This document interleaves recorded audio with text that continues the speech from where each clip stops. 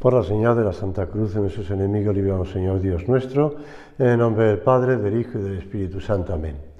Señor mío y Dios mío, creo firmemente que estás aquí, que me ves, que me oyes.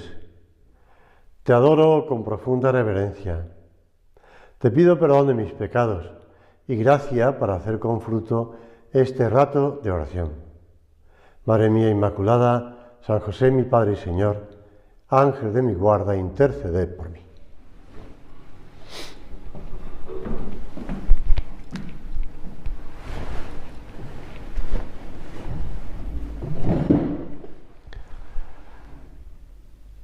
Estaba Jesús, nuestro Señor, junto al lago de Genesaret, y la multitud se agolpaba a su alrededor para oír la palabra de Dios.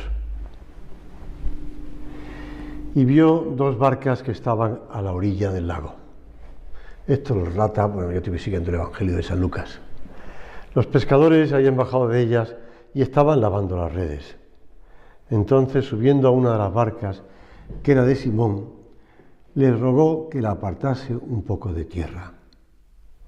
Y sentado, enseñaba a la multitud desde la barca. Cuando terminó de hablar, le dijo a Simón: guía mar adentro y echad vuestras redes para la pesca.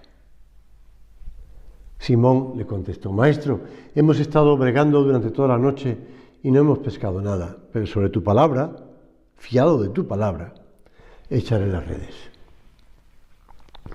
Lo hicieron y recogieron gran cantidad de peces, tantos que las redes se rompían. Entonces hicieron señas a los compañeros que estaban en la otra barca para que vinieran y les ayudasen. Vinieron y llenaron las dos barcas, de modo que casi se hundían. Cuando lo vio Simón Pedro, se arrojó a los pies de Jesús diciendo: Apártate de mí, Señor, que soy un hombre pecador. Dice el evangelista que el asombro se había apoderado de él y de cuantos estaban con él por la gran cantidad de peces que habían pescado. Lo mismo sucedía a Santiago y a Juan, hijos de Zebedeo, que eran compañeros de Simón. Y entonces Jesús, tú te dirigiste a ellos y les dijiste: no temas, desde ahora serán hombres los que pescarás. Serás a partir de ahora pescador de hombres. Según el relato de San Lucas, Jesús conocía a Simón desde poco antes. Se había alojado en su casa y había curado a su suegra, que tenía fiebre. Si yo te estaba leyendo el capítulo 5 de San Lucas, el comienzo del capítulo 5, todo esto ya estaba relatado en el capítulo 4. Te lo digo porque uno puede pensar, que los apóstoles conocían al Señor y ya el cambio radical en vida, no. Ellos ya le conocían, es más, se había alojado en su casa, es más, había curado a su suegra. Y era una cosa positiva, no era una cosa negativa. Y ahora, cuando Jesús está predicando en ese puerto de Cafarnaúm, donde por gracia de Dios he podido estar, ¿verdad? Y a lo mejor alguno de vosotros que me estáis oyendo también habéis estado. Pues el Señor se toma la confianza de subirse a la barca de Pedro, de Simón, e incluso le pide que deje lo que tiene entre manos, estaba lavando las redes, y la separe un poco de la orilla para hablar con la gente. El pobre Simón, que estaba cansado y desanimado, cansado porque llevaba toda la noche pescando, desanimado porque no había pescado nada. Y el trabajo pues había sido duro. Imagino que se echó tirar las redes y arrastrarlas, tirar las redes y arrastrarlas, remar o coger el viento y irse a otro sitio, echar las redes y no pescar nada, y nada. Y además, el trabajo por la noche es más cansado porque uno ya lleva un día encima y porque además, aunque haya dormido durante el día, pero por el día no se descansa lo mismo que por la noche. Con lo cual pues estaría cansado, y más cansado del trabajo de noche. He tenido varios amigos que han trabajado por la noche, en turnos de noche, y me han contado que es muy duro, porque después durante el día es difícil. Recuerdo que un conocido mío que alquilaba una casita en la costa gallega, la casa de un pescador, para estar allí con sus hijos en vacaciones y tal, bueno, tampoco es que fuese una gran casa, pero una casita. Y el pescador me contaba que el pescador que pescaba por las noches, para poder dormir durante el día, lo que hacía era encender la televisión. Y entonces el ruido constante, aunque ruido, pero constante de la televisión, le permitía dormir al pobre hombre. Es decir, que te cuento esto, aunque sea un excursus, pero es cansado. Cansado. Y después de apartar la red, la barca de la orilla y estar predicando allí, el Señor le dice: y ahora vamos a pescar. Guía mar adentro y echad vuestras redes para la pesca. Aquello era un plus, Estaba pidiendo el Señor a Simón, era un plus. Y Simón lo hace, obedece, sin ganas, cansado, y comprueba que la red se llena de peces. Señor, ¿cuántas veces sucede lo mismo en nuestra vida? Cuando escuchamos lo que tú nos dices y lo hacemos. La escena sigue siendo muy actual porque el Evangelio es profético. También ahora, sin dar mayor importancia al cansancio y a la aparente infecundidad del esfuerzo de los suyos, Jesús le repite a cada cristiano la misma petición: mar adentro. También hoy se dice, lo decía el Papa Benedicto XVI, a la Iglesia y a los sucesores de los apóstoles que se adentren en el mar de la historia y echen las redes para conquistar a los hombres para el Evangelio, para Dios, para Cristo, para la vida eterna. Bueno, esto es lo que nos pide el Señor. El Papa Francisco, ya que estaba hablando del Papa Benedicto emérito, pues también el Papa Francisco lo explicaba en el Ángelus hace 4 años. Esta es la lógica que guía la misión de Jesús y la misión de la Iglesia: ir a buscar, pescar a los hombres y a las mujeres para restituir a todos la plena dignidad y libertad mediante el perdón de los pecados.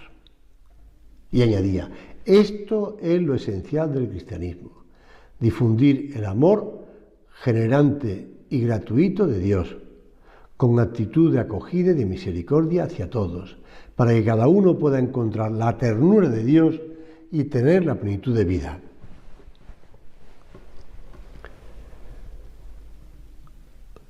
Tú y yo, El Padre nos ha hablado recientemente, incluso nos ha escrito, hablando de la amistad. Como decíamos, siempre lo hemos oído al llegar a la obra, apostolado de amistad y confidencia. No puede haber confidencia si no hay amistad. Apostolado, si no hay amistad, no hay apostolado.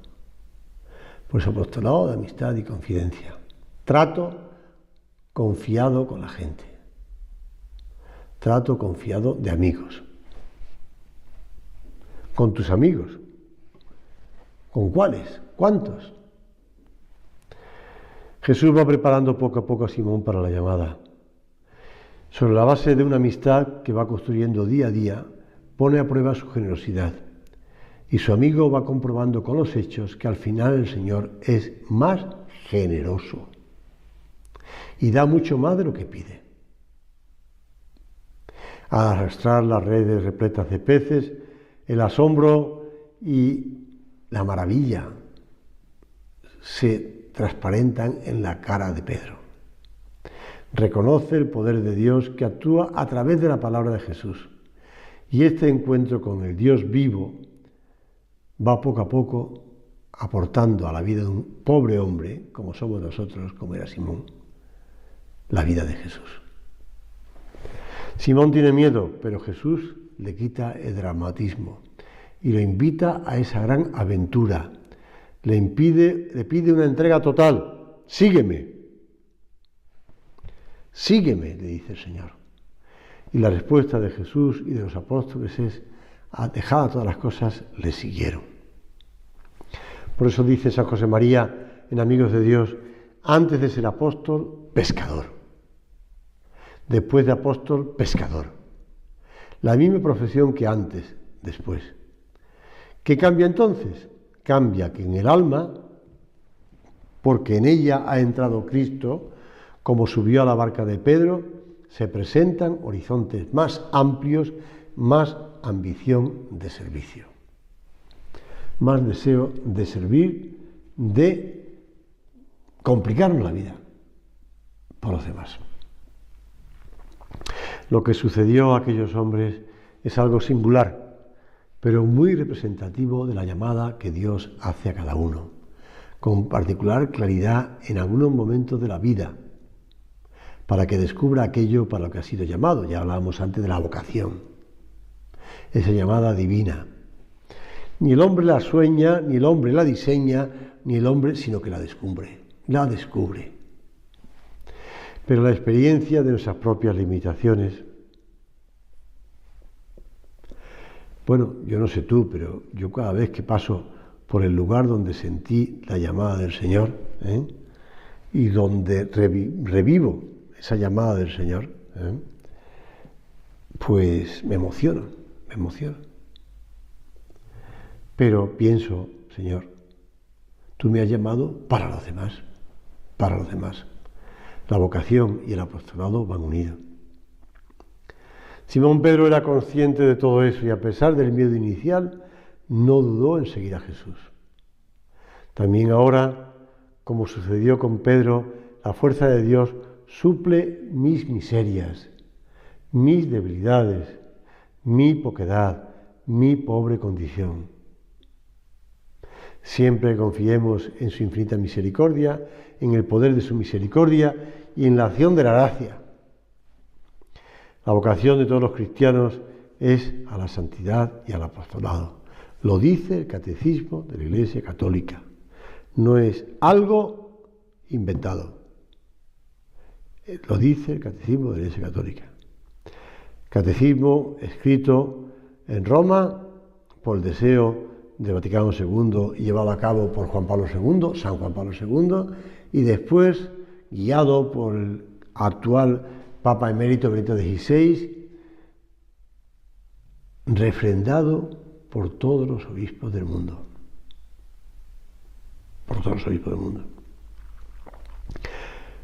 Todos los cristianos estamos llamados a la santidad y al apostolado. Pero nosotros, con nuestra vocación especial al Opus Dei, resuena de un modo más fuerte. Ese vosotros sois la sal de la tierra, vosotros sois la luz del mundo. ¿Te acuerdas cuando San José María explicaba esos dos faroles y uno que llega a Dios y lo enciende? Pues ese eres tú. Dios está encendido para ser luz, sal y luz. El apostolado, escribe San José María en Escrito que pasa, es amor de Dios que se desborda dándose a los demás. Y añadía, el afán de apostolado es la manifestación exacta, adecuada, necesaria de la vida interior. Cuando se paladea el amor de Dios, se siente el peso de las almas. No cabe disociar la vida interior y el apostolado.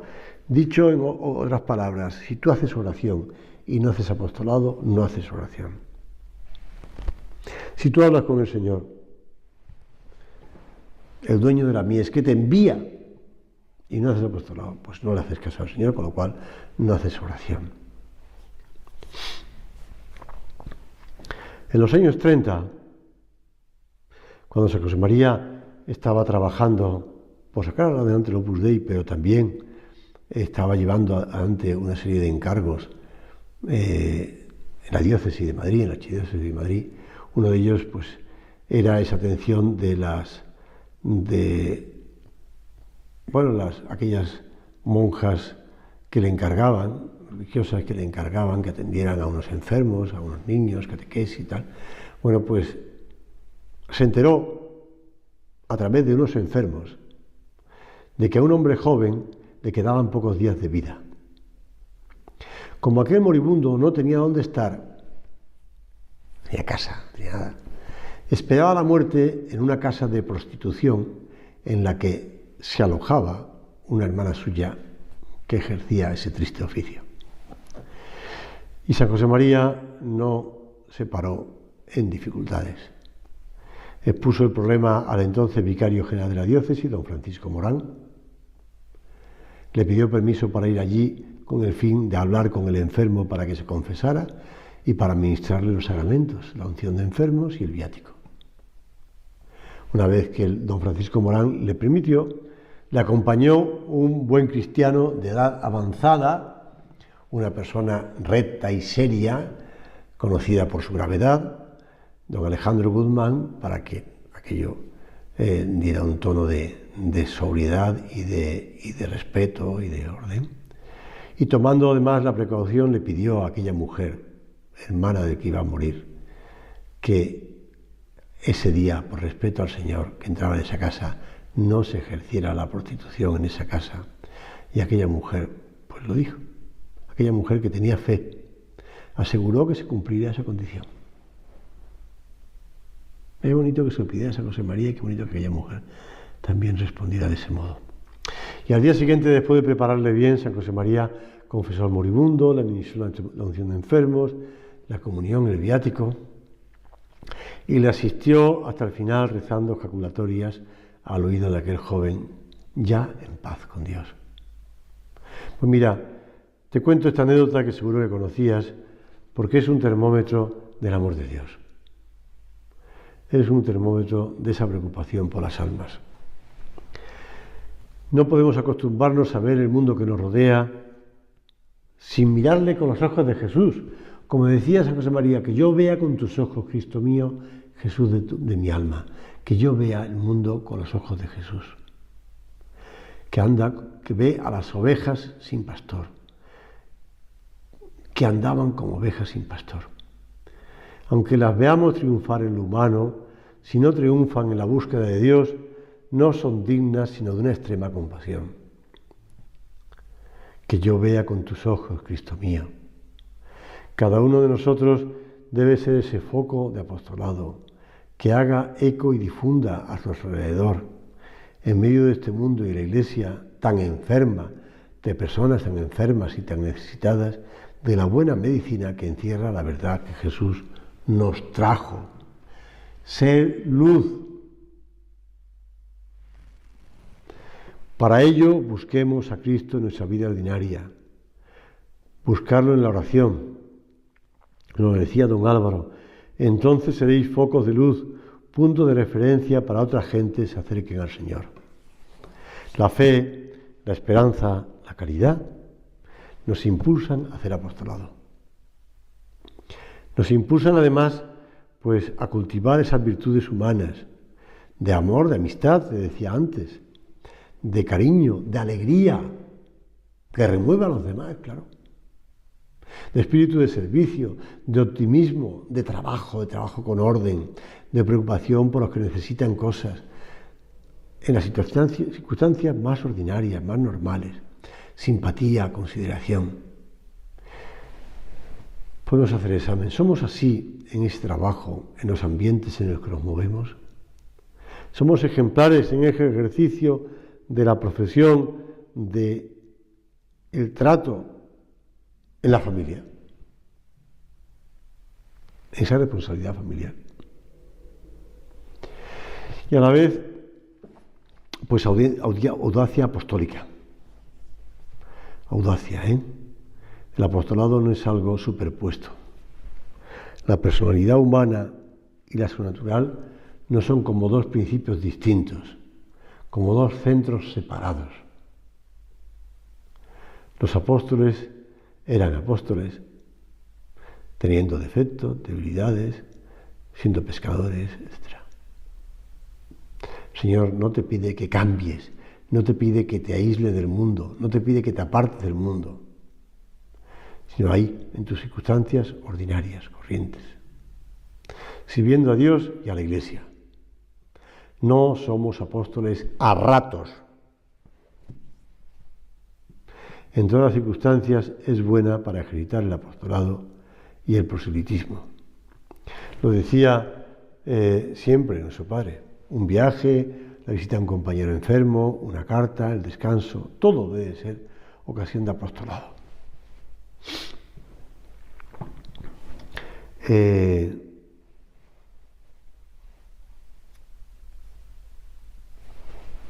Esto lo tomé en ocasión de unas declaraciones de don Víctor García Hoz.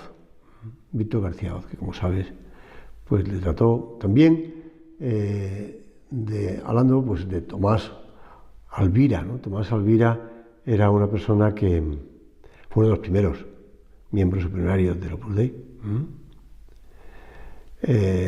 Y como San José María les impulsaba, hablándoles de que, dice aquí, solía afirmar este santo español que la ignorancia es la gran enemiga de las almas, y por eso dio gran importancia a la catequesis y a la predicación.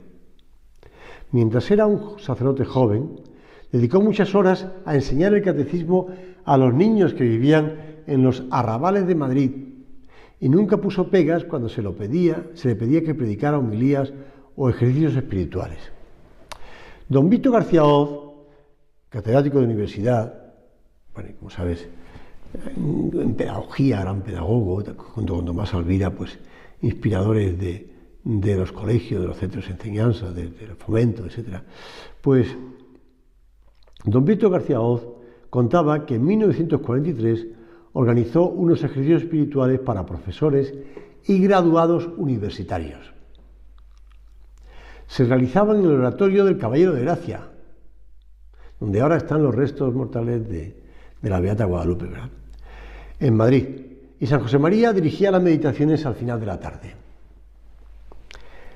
A los 2 o 3 días de empezar, relata García Hoz, notamos que hablaba con dificultad. Se le habían inflamado las amígdalas y le supuraban, fijaros bien si tenía infección. Con todas las dificultades y además pidiendo perdón, continuó la semana entera dejándonos impresionados. Fan de almas, ¿no? Con ese espíritu de sacrificio, sabiendo que bueno, pues que hay que vencer también esas limitaciones personales o las dificultades que podemos tener. Lo que no podemos es justificarnos o engañarnos o dejar para después o lo que tú quieras. Siempre, siempre, siempre el apostolado supondrá sacrificio, de un tipo u otro. Como sabes, en el Antiguo y en el Nuevo Testamento, la palabra prosélito era un extranjero convertido al judaísmo. Y a partir de ese sentido, hay padres de la Iglesia que lo aplican alguna vez a los conversos al cristianismo. Y por eso el proselitismo no es otra cosa que el celo por ganar prosélitos, dice el diccionario de la Real Academia Española, edición 2001.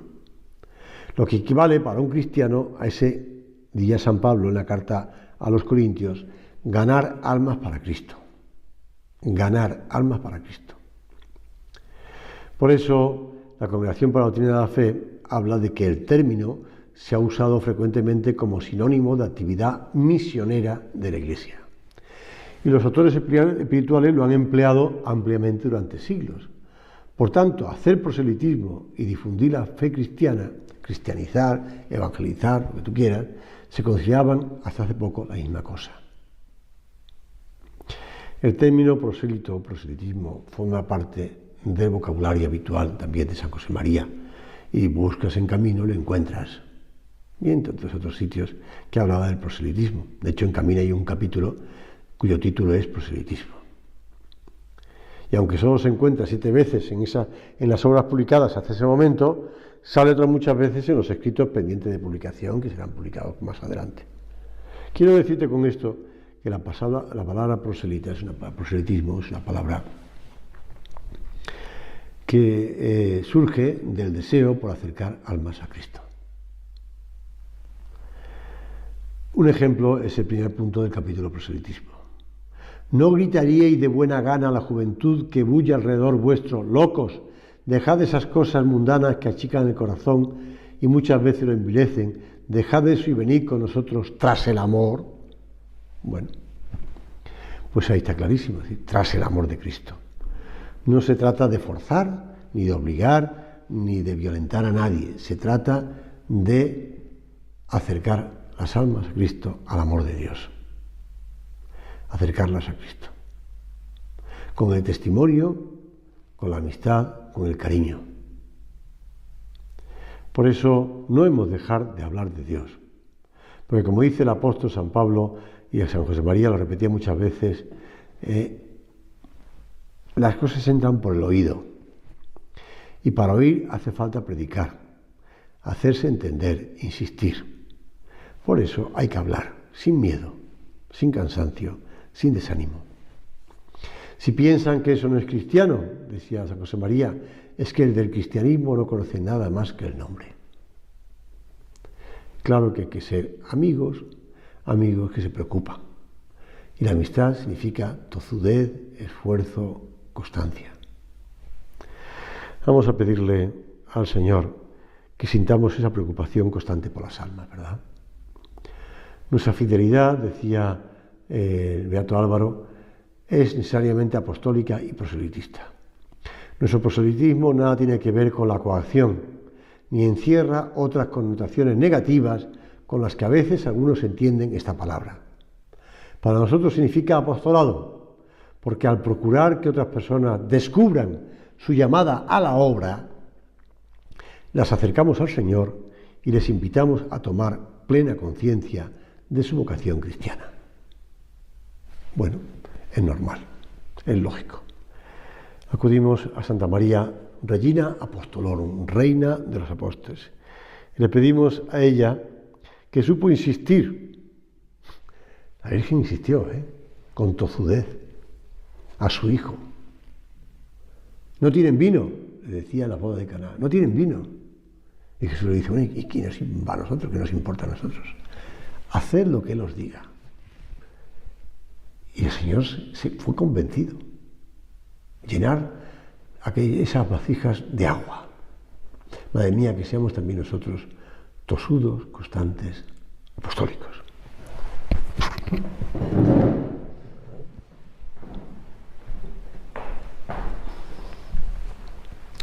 Te doy gracias, Dios mío, por los buenos propósitos, afectos e inspiraciones que me has comunicado en esta meditación.